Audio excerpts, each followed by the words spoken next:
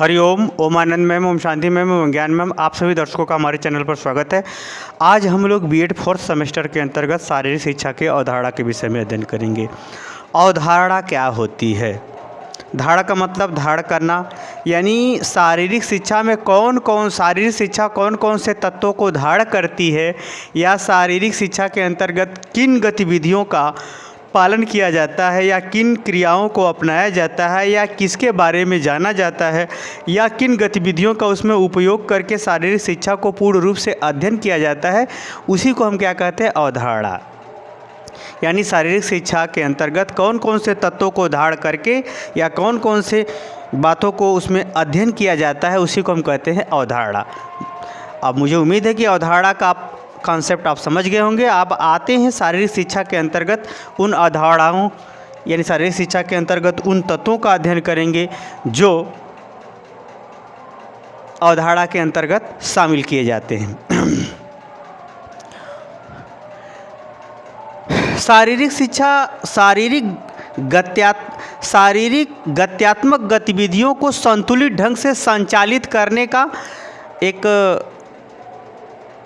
स्वरूप होता है। यानी शारीरिक शिक्षा क्या है?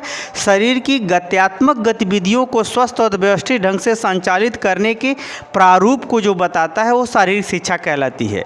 और उस गत्यात्मक गतिविधियों को संतुलित ढंग से जितनी भी आवश्यक गतिविधियों को हम लोग अपना करके उसे संतुलित ढंग से संचालित करते हैं, वह शारीरिक शिक्षा की अवधारणा कहलाती है। शारीरिक शिक्षा का अर्थ पिछले वीडियो में बताया जा चुका है। इस समय हम अवधारणा की बात करेंगे।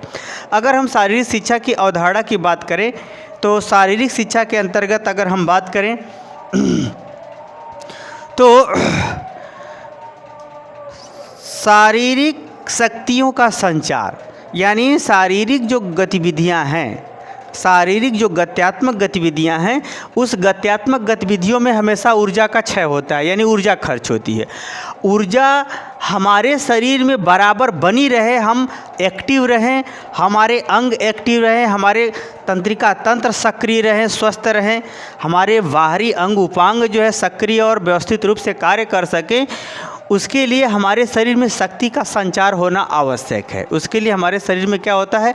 शक्ति का संचार होना आवश्यक है। इसलिए शक्ति का संचार हमारे शरीर में, यह शारीरिक शिक्षा का एक जो है तत्व है, एक अवधारणा है। कहने का अब शारीरिक शक्ति कैसे हमारे शरीर में संचालित होगी, अब इसको देखना है कि हमारे शरीर में कैसे हमारी शरीर जो है ऊर्जावान बनी रहे।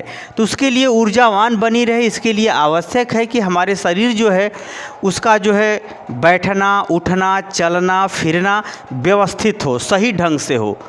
तो हमारी शरीर सुस्त नहीं होगी, बल्कि क्या होगी? सक्रिय होगी। उसके संग संग आवश्यक पोषक तत्व या समय समय पर भोजन और जल, जो आवश्यक चीज़ें हैं वह प्राप्त होती रहें, इसके बारे में ये प्राप्त होती रहें, यह भी हमारे शारीरिक शक्ति के संचार का आधार बनता है। यह शक्ति का संचार हमारे गत्यात्मक गतिविधियों को संतुलित ढंग से संचालित भी करता है। इसलिए शारीरिक शिक्षा के अंतर्गत प्रमुख अवधारणाओं में शरीर के अंदर शक्ति के संचार से भी संबंधित बातों का इसमें अध्ययन किया जाता है। अगर हम दूसरा बात करें रख रखाव की अगर हम बात करें तो शरीर को साफ सुथरा रखना, समय समय पर स्नान करना, शरीर के आंतरिक और बाह्य अंगों की रख रखाव व्यवस्थित रखना, साफ सुथरा रखना, उचित अवस्था में रखना, उचित ढंग से सोना बैठना। यहाँ जो है शरीर की जो रख रखाव की बात आ रही है, देख रेख की बात आ रही है। ऐसा नहीं कि नाखून बढ़ जाए, खूब बाल बढ़ जाए, जू पड़े हों बाल में, ऐसा नहीं। यानी हमारे शरीर का जो रख रखाव है वो विभिन्न जो अंग उपांग हैं, या हमारे जो है बाल है, नाखून है, ये सब की बातों की बात आ रही है रख रखाव की। साथ में जैसे होता है अधिक जल पीना, ज़्यादा से ज़्यादा मूत्र विसर्जन करना या फिर उत्सर्जन करना। तो ये सब जो गतिविधियाँ हमारे जो शरीर का जब व्यवस्थित ढंग से संचालित होती है तो हमारा शरीर जो है उत्तम अवस्था में होता है। जितना ही हम अपशिष्ट पदार्थ को अपने शरीर से जितना ही जल्दी बाहर निकाल देंगे, उतना ही हमारा शरीर स्वस्थ और उसका रख रखाव अच्छा होगा। शरीर को शुद्ध रखना, शुद्ध जल पीना, यानी हमारा भोजन अच्छा रखना, तो यानी हमारा जो रख रखाव है ये जितना ही अच्छा होगा उतना ही हमारा शारीरिक शिक्षा जो है उत्तम अवस्था में होगी या शारीरिक शिक्षा से का हम लाभ प्राप्त कर सकेंगे। आगे है आसन। आसन का मतलब होता है शरीर की विभिन्न अवस्थाओं में। हम जब शरीर को विभिन्न अवस्थाओं में स्थिर रखते हैं या हम आसन बनाते हैं तो उससे हमारा शरीर में क्या होता है, विभिन्न अंग उपांग जो है संतुलित अवस्था में होते हैं और विभिन्न अंग उचित आकार ले पाते हैं। जैसे आसन है, आसन में जैसे गर्भासन है, हलासन है, सूर्य प्रणाम है, यानी जो भी आसन हैं, बहुत सारे आसन, तो 16 से अधिक आसन हैं। तो जो आसन है उन आसनों से हमारे शरीर के अंगों का उचित आकार बनता है, हमारा चेहरे का स्वस्थ आकार बनता है, हमारे गत्यात्मक गतिविधियों का एक सुंदर रूप तैयार हो जाता है या सुंदर आदत बन जाती है या सुंदर ढंग से चलना फिरना उठना बैठना होने लगता है। तो आसन भी हमारे गत्यात्मक गतिविधियों को संतुलित और व्यवस्थित बनाता है, इसलिए यह भी एक घटक है या एक अवधारणा है शारीरिक शिक्षा का। अगला है सुरक्षा।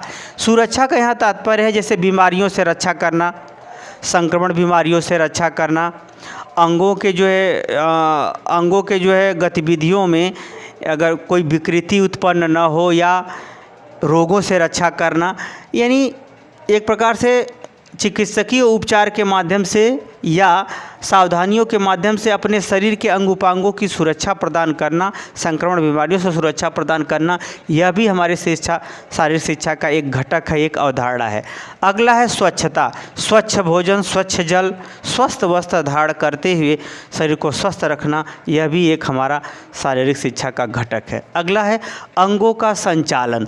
अंगों का जो संचालन होता है यह भी हमारे शारीरिक शिक्षा का एक स्वस्थ घटक होता है। जैसे अगर हम अंगों के जो संचालन है, जिसको आप कहते हैं जैसे सुबह सुबह उठ करके एक्सरसाइज करना, अभ्यास करना, तो जिससे हमारे अंगों का संचालन संतुलित ढंग से बना रहता है या हमारे अंगों का संचालन सही ढंग से अपना कार्य करता है। उसके अंदर जो मांसपेशियां हैं या जो उसके मसल्स हैं या फिर उसका जो नर्वस सिस्टम है वो व्यवस्थित रूप से कार्य करता है। तो अंगों का संचालन सही दिशा में हो, उसके लिए क्या होता है, एक्सरसाइज बताया जाता है। उसके लिए डॉक्टर जो है ट्रीटमेंट भी बताते रहते हैं। उसके लिए हर डॉक्टर जो है, जैसे एक तो होता है जो मसाज टाइप के लोग करते हैं, वह भी इसके लिए कारगर होता है। एक प्रकार से हम ब्लड सर्कुलेशन और नर्वस सिस्टम को अच्छा बना लेते हैं। यह भी हमारे शारीरिक शिक्षा का एक घटक है, एक अवधारणा है। आगे है प्राणायाम। शारीरिक शिक्षा के अंतर्गत प्राणायाम भी बहुत महत्वपूर्ण होता है। प्राणायाम क्या होता है, हम जो प्राणवायु यानी जो ऑक्सीजन होता है उसकी, हम लोगों की शरीर वायु प्रधान शरीर है। वायु प्रधान, हमारे शरीर में जितना ही ऑक्सीजन की मात्रा अधिक होगी या जितना ही ऑक्सीजन हमारे शरीर में ज़्यादा होगा उतना ही हमारा शरीर आंतरिक रूप से शुद्ध होता है। तो प्राणायाम जो है हमारे आंतरिक अंगों को स्वच्छ सुंदर बनाता है, स्वच्छ बनाता है, साफ़ सुथरा रखता है। तो प्राणायाम के माध्यम से हम पूरे जो है शरीर को भी हम अच्छे ढंग से संचालित कर सकते हैं। यही कारण है कि जिसके अंदर शरीर में वायु की मात्रा अधिक होती है वो दौड़ता बहुत तेज़ी से है, जिसके शरीर में ऑक्सीजन की मात्रा कम होती है उससे दौड़ा नहीं जाता है, यानी उसका फेफड़ा कमज़ोर होता है। यानी ये समझिए कि हमारा जितना ही प्राणवायु का संचालन हमारे शरीर में जितना ही अधिक होगा उतना ही हमारी गत्यात्मक विधियाँ अच्छी ढंग से संचालित होंगी। इसलिए प्राणायाम भी शारीरिक शिक्षा की अवधारणा का घटक है, अवधारणा का एक मुख्य तत्व है। आगे है पोषण। पोषण का यहाँ जो कार्बोहाइड्रेट, वसा, प्रोटीन, फैट्स, खनिज, लवण, विटामिन, जो कुछ भी पोषण है, जो संतुलित आहार के अंतर्गत जो पोषण आते हैं, वह भी पोषण हमारे शारीरिक शिक्षा का एक घटक है जो हमारे शरीर के विभिन्न तत्वों को संतुलित बनाते हुए संतुलित ढंग से विकास कराता है। तो इसलिए पोषण भी हमारे शारीरिक शिक्षा के अवधारणा का एक प्रमुख घटक है। आगे है व्यायाम। व्यायाम देखिए, आसन अलग होता है, व्यायाम अलग होता है। जैसे पहलवानी करना, एक्सरसाइज, उठा बैठी करना एक व्यायाम है, दौड़ना एक व्यायाम है। आसन विभिन्न शारीरिक अवस्थाओं का स्वरूप है, लेकिन जो व्यायाम होता है वो सामान्य रूप से जो है उठा बैठक करना, कुश्ती लड़ना, जिम में जाना, ये सब व्यायाम में आता है। तो व्यायाम भी हमारे शारीरिक गतिविधियों के संचालन हेतु एक गत्यात्मक स्वरूप होता है, इसलिए यह भी हमारे शारीरिक गतिविधियों के संचालन में महत्वपूर्ण इसका भी योगदान होता है। इसलिए यह भी एक घटक है। किसका घटक है? शारीरिक शिक्षा का। यानी शारीरिक शिक्षा के जितने घटक होते हैं, जो आवश्यक तत्व होते हैं, वही उस शारीरिक शिक्षा की अवधारणा कहलाती है। वही उस शारीरिक शिक्षा की क्या कहलाती है, अवधारणा कहलाती है। मुझे उम्मीद है कि आप समझ गए होंगे शारीरिक शिक्षा की अवधारणा क्या होती है, किस प्रकार से कार्य करती है, किस रूपों में कार्य करती है। समझ गए तो कमेंट बॉक्स में ज़रूर बताइए।